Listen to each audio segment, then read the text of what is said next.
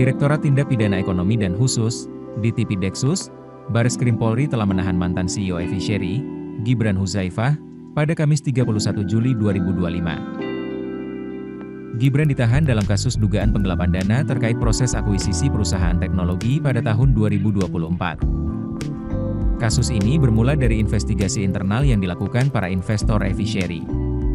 Investigasi tersebut menemukan dugaan penyalahgunaan finansial yang menyeret nama Gibran Huzaifah.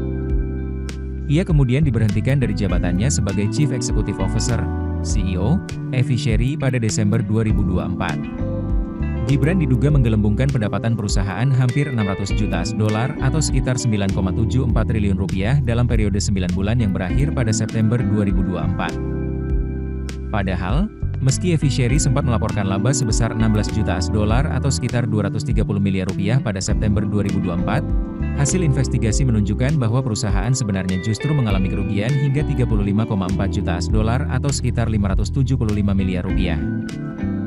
Selain itu, perusahaan juga disebut mengeklaim memiliki lebih dari 400.000 tempat pakan ikan. Namun, penyelidikan hanya menemukan sekitar 24.000 unit. Dikutip dari laman Institut Teknologi Bandung, ITB, Gibran Huzaifah mengawali karirnya sebagai peternak ikan lele. Selama menekuni profesi tersebut, ia menemukan masalah pada efektivitas pemberian pakan yang menambah biaya produksi. Pada 2013, Gibran Huzaifah yang merupakan lulusan ITB itu kemudian mengembangkan teknologi pemberi pakan otomatis bernama Smart Feeder. Alat ini menggunakan sensor dan algoritma untuk memberi pakan ikan secara efisien. Ia mengklaim, alat tersebut mampu menghemat biaya pakan hingga 28% dan meningkatkan keuntungan para pembudidaya. 2 tahun setelahnya, Evishery memiliki kantor pusat dan fasilitas produksi komersial. Pada 2016, Evishery mulai memproduksi masal Smart Feeder dan merambah layanan lain di bidang aquaculture. Selain Smart Feeder, ia juga meluncurkan platform digital Evisheku untuk edukasi dan manajemen budidaya, serta Evishefun guna memberi akses pembiayaan bagi petani ikan. Atas inovasinya, Gibran Huzaifah masuk dalam daftar Forbes 30 Under 30 Asia pada 2017. Ia dinilai sebagai salah satu dari 300 wirausaha muda berbakat yang menghadirkan solusi inovatif di tengah tantangan industri.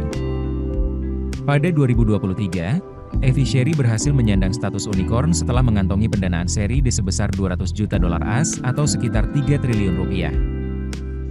Namun, karir Gibran Huzaifah meredup setelah terkuaknya dugaan manipulasi laporan keuangan. Usai pencopotan dirinya, pemegang saham menunjuk Adhi Wibisono sebagai CEO sementara dan Albertus Sasmitra sebagai CFO sementara. Keputusan bisnis terbaik datang dari data, bukan tebakan.